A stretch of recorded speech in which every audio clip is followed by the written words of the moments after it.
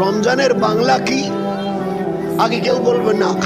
কারা কারা জানি তারা একটু খালি হাত তুলি। জানেন তো কম বেশি সবাই, মানে একটু চৌকান্না করার জন্য। ভাই রমজানের বাংলা অর্থটা কি আগে বলবেন না? কারা কারা জানি একটু হাত তুলে দেখান তো।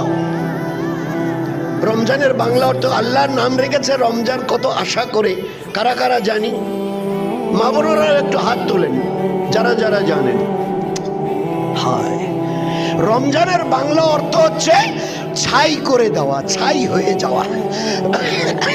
কি নাম, কি অর্থ বাংলা? ছাই হয়ে যাওয়া। আমাদের বাড়ির মেয়েরা বাড়ির আবর্জনা ঝাড়ু দিয়ে একখানে জমা করে, ডালিটি তুলে বাইরে নিয়ে গিয়ে ফেলে করে একটা ম্যাচ চালিয়ে সলাই চালিয়ে আগুন লাগিয়ে দেয়, একদম চলে ছাই হয়ে গেল। ঝাড়ু দিয়ে সরিয়ে দিল, গোটা বাড়িটা ঝকঝকা তকতকা। আমি আল্লাহ আমার বান্দা বান্দির কোনো গুনাহ রাখবো না।